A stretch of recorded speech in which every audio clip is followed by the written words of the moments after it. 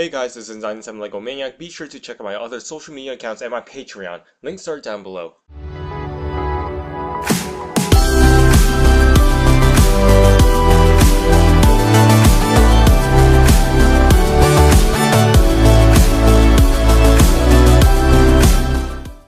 I've watched both Fullmetal Alchemist 2003 series and Brotherhood, and I will say I love them both in different ways. I do like the 2003 series for its creative changes they made in the story to make it their own, as well as give enough time to tell different subplots in detail during the first arc. However, the story did kind of went south in the end, whereas Brotherhood I felt has a better story overall and has great openings. However, Brotherhood did rush the first part, giving no time, and therefore has a less impact compared to the original series. Those are my quick thoughts on both Fullmetal Alchemist series. I recommend it overall. Here I have Roy Mustang and Riza Hawkeye, but these figures aren't for me. They are actually for my friend James, aka TheLostMinifig. You remember I made a Shotaro Kanada figure from him back in exchange for a Didact sculpt he was making me?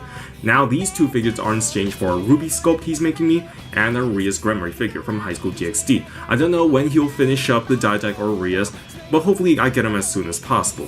When making these figures, I want to make sure I put in more effort into these and make sure the E-tape I glued onto these figures won't peel off super easily. I made concept arts before making the actual figures so I can know exactly what they should look like beforehand.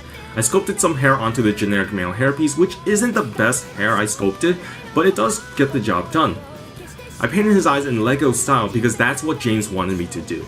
I then wrapped his torso with E-tape to give that extra 3D texture, and I sculpted his auglets on his right shoulder. I even sculpted the ring as well. His shoulder pads are also fully sculpted, and his waist cape is made with E-tape. I also painted his transmutation circle on both hands and coated them with sealant so they won't peel off easily.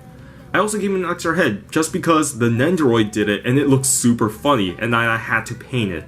If I had more time, I would have given him a black trench coat he wears over his shoulders and used those new pieces in trans orange for his flames. Riza Hawkeye was a bit more complicated than Roy, though she does have a similar look in the end.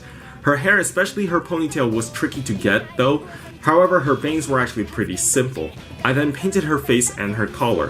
Her torso is wrapped with E-tape and I filed the size of her torso as I do for every single female minifigures.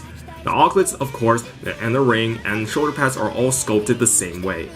Only thing that is different about this figure is the lower torso. Instead of painting the buttons, I sculpted them over the E-tape strap I made. I then sculpted her holsters on her back. Her guns are brick arms pistol, which were originally meant for my Angel Beats custom that I never started on. One gun is painted gunmetal and the other is left the way it is because I based this off the Nendoroid. I want to include her black shirt, her sniper rifle, and her dog as well, but James says that he'll take care of that himself, which is why she doesn't come with more accessories. That's all, and if I have time in the future, I would love to make my own Fullmetal Alchemist figures, but since I am very busy with other projects, I probably won't start them anytime soon.